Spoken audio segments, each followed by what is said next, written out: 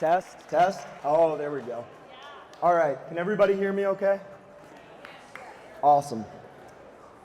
So before we get started and before I share anything else, I need to thank some of the people that have helped make this day possible.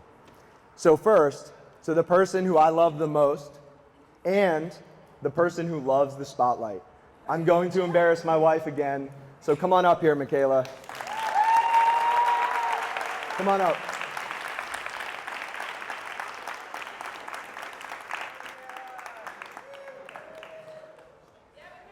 Yeah, I shot her with a confetti cannon last year. I don't have anything. Without her support, patience, encouragement, and partnership, none of this would be possible, and that's the truth. She likes to exist behind the scenes, but she deserves this recognition. So let's give her a ridiculous round of applause.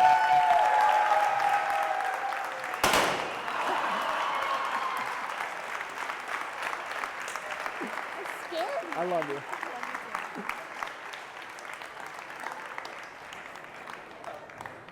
Thank you to our photographers, Joe Rinaldi, my dad. Where are you, Dad? Over there. Oliver Meredith, right here in the front. And Evelyn Barsky. Evelyn, where are you? In the back. And our videographers, James Boria, the Yankees hat. And Olivia Pinciati. Olivia, where are you? Cool, in the back. If you see any of these guys with a camera in hand, just smile. They'll make you look great, I promise. Thank you to Evolve Fitness for letting us use this beautiful space. In true fashion of what we stand for, let's commit to leaving this place better than we found it. And let's give them a big round of applause.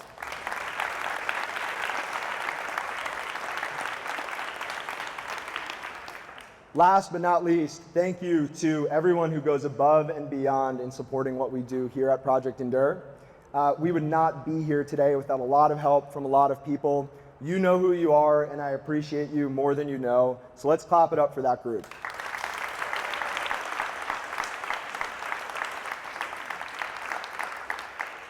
It feels like it was just yesterday that I was standing here looking at all of your beautiful faces. The truth is, after last year's event, I felt like you feel after a marathon. Your legs are hurting, you feel depleted, and you find yourself questioning, why would I ever choose to go through that pain again? With a show of hands, how many of you can relate to that feeling? When you get done with something hard, there's a part of you that feels relieved that you don't have to experience the pain and discomfort of the pursuit that just ended. However, there's another part, maybe even a bigger part, that just can't wait to do it again because the challenge was meaningful and the fun was in chasing the finish line, not crossing it. So, for the past 365 plus days, I've been looking forward to this moment. And my hope is that we can all be extra present and appreciate that the magic of this gathering is the people in this room. It's you. For those that have been here before, you know what this is all about. For those that are new to the brand and attempting to process who we are and what this is, I want to be clear about our singular mission. Project Endure exists to help others find strength in struggle. Our motto is do hard things because growth is uncomfortable and what we want is on the other side of hard. It's that simple. And it's not. That's because doing hard things isn't only about what we get on the other side, but it's especially about who we become in the pursuit. And that's what I'll be talking about for the next few minutes. To be more specific, I'll be talking about one of the hardest parts of pursuing the person that we want to become, navigating what we think that other people think about us. And the message is simple. If you want to grow, you need to be willing to be misunderstood. If you're chasing your dreams, you should seem crazy to those who don't understand. Don't be crazy alone. Go find the others. To give some context and be a bit vulnerable, I'll share a story that some of you know in part, but none of you know in full. That's my phone. We're going to turn off the Bluetooth here.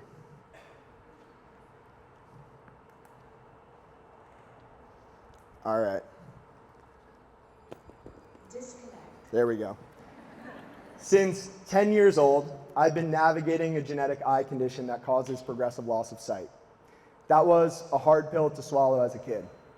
I felt so different on the inside, but just wanted to fit in with everyone else. Through some ups and downs, I ended up finding my stride through sport, and in high school through drinking as well. Sorry, Mom and Dad. And Grammy. My grandma's here. Let's clap it up for Grammy in the back. There we go.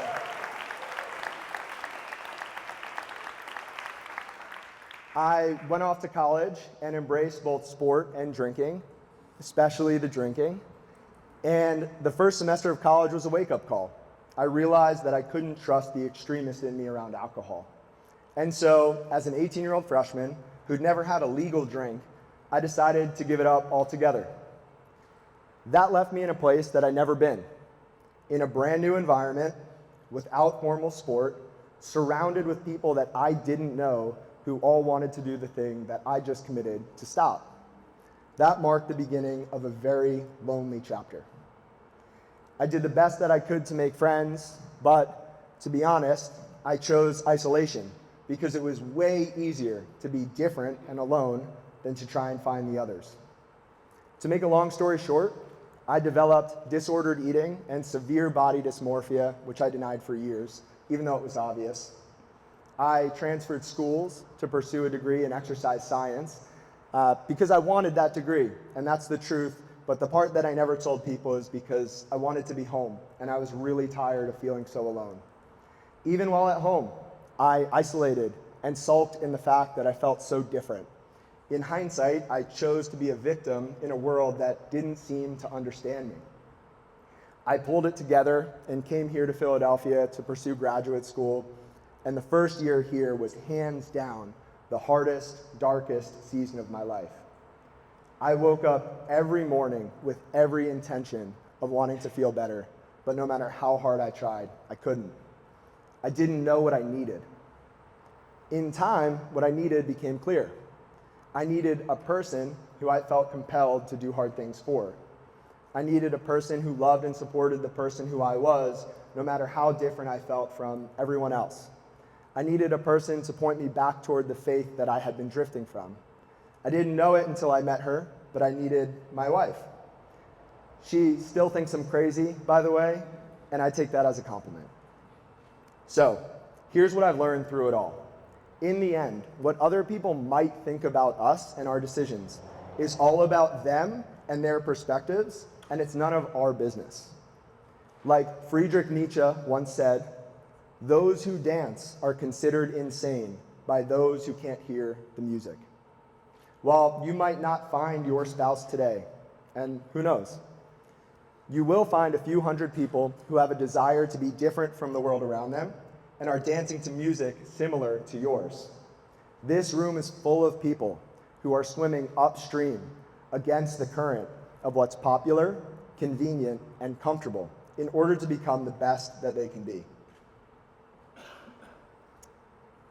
I know that wanting to be better is something we all share. I also know that we've all experienced the fear that comes along with embracing our differences and pursuing our potential.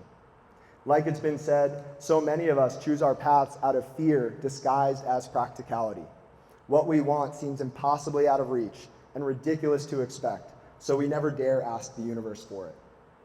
This is a call to see fear as what it is, a signal that there's something to be explored, a possible invitation to pursue the pain that stands between us and our potential. Like Nietzsche also said, the higher we fly, the smaller we appear to those who cannot fly. This is a call to fly, to soar high, to be willing to be misunderstood by the masses with the understanding that in time, being vulnerable and courageous will allow you to find the few who get it. The extra mile isn't crowded, but it doesn't have to be lonely. So, why are we here? Earlier, I said that it's important to embrace our crazy and to go find the others. You're in luck. I've made it a mission to bring all the crazies together, and now we're here. You laugh, but it's true. This day is about celebrating our people and dancing to our music. It's about celebrating those that have a desire to do hard things, those who strive to stand tall when life attempts to knock them down, those who make an effort to lift others up, those who refuse to let fear force them into playing small. This day is about growing, connecting, creating memories, and walking away even just a little bit better than we came with a group of people who in one way or another all want the same. So it's in that spirit, just like last year, that I'd like to challenge you to be open to what's possible. You are always one person, one conversation, and one experience away from a completely different life. Let me ask that you be open to the idea that this might be that day. The hard part is done. You're here and you found parking. Only one person got towed last year. So, go start that conversation. Make that new friend. Share that thing that you've been holding inside and step outside of what's comfortable at every twist and every turn. Don't forget that hard things can be fun things, and it feels good to pursue growth. I left out an obvious thank you earlier. From the bottom of my heart, thank you to each and every one of you who traveled from near and far to be here today. One of the biggest blessings and the most important pieces of Project Endure is the people, and we wouldn't be here without you. Before I close, I want our two Canadians to stand up for a second. Where are you guys? Dalton, Ariane, oh, right up front.